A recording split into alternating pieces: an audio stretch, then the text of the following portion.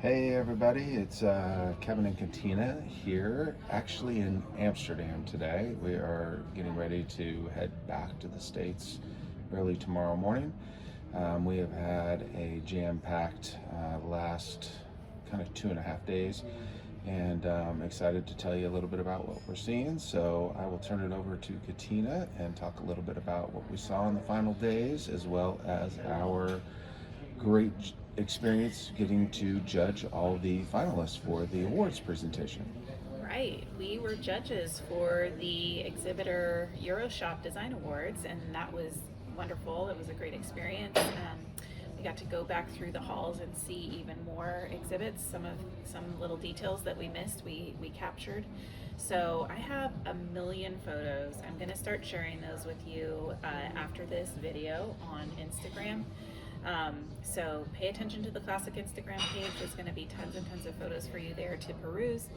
But I just wanted to talk really quickly about what we saw. And the first video we posted, I was talking about what we had seen up to that point. But now that we've seen the whole show, here is a little download for you.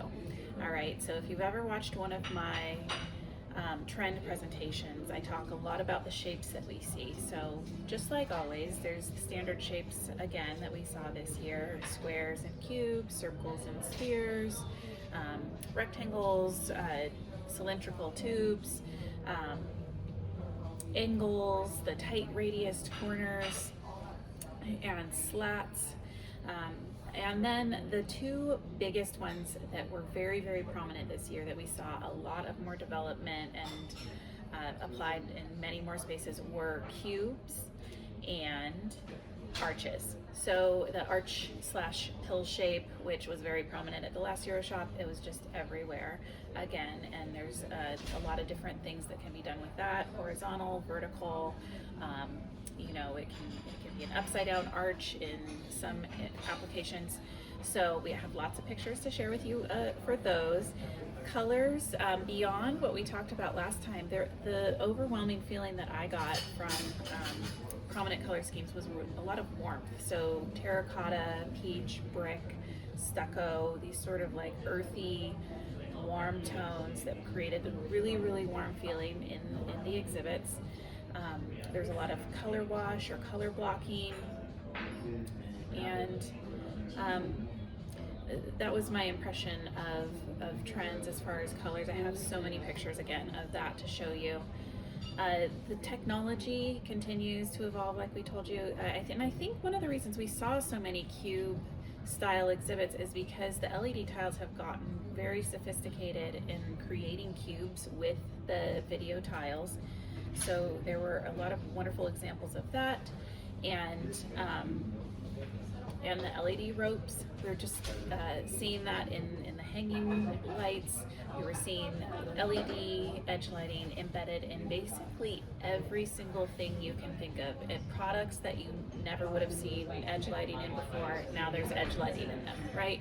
So really everywhere we saw the sophisticated new LED lights being applied. Something that I noticed very prominently was a big hero sculpture in many booths. So it could be the company's logo, maybe their tagline, maybe a really unique kiosk that they created to showcase their product. With the advancement of 3D printing, there was lots and lots of 3D printing. A lot of people's products are 3D printed now. It's gotten so sophisticated and so detailed. So carefully can you make things within just very, very specific measurements. And also we saw really large 3D printed items, things that were 3 meters high, 3 meters wide, big walls that had really, a natural texture to them. A couple other favorite themes that we saw: mushrooms. It sounds a little weird, but when I show you the pictures, you're gonna really enjoy it. It's very sophisticated, and it was a really fun theme that we saw in several exhibits. Mountain peaks, the outdoorsy sort of feel, like as though you're at a campground or you're outside, big landscape pictures, and then elements in the booth that felt very natural and outdoorsy. Picture frames, flaps or strips, particularly with fabric, but also with some other materials, a lot of times hanging from the ceiling or hanging from different elements in the booth, just very thin strips of material, which goes also with the textiles or fibers. I saw a lot of fibers being added into elements that you wouldn't have seen fibers or strings or those types of elements added into before. Darker woods, still a lot of the light woods, but there were a lot of darker woods also being added into the mix. Tin foil. I don't think it's actual tin foil. Maybe some of it was. A lot of scrunched up textures that looked like scrunched up tin foil, but on a really large scale, things where you could actually mold it so that you could have shelving or product display on that element, on that material. Mirror kind of goes hand in hand with that sort of reflective but smooth texture. And one other material that I saw repeatedly was vertical rectangular tiles. So stacks of vertical tiles. They could be printed, they could be real tiles, depending on what your weight limitations are. But I have pictures of all these things, so I'm going to start posting, and I hope you guys enjoy what we have to share with you.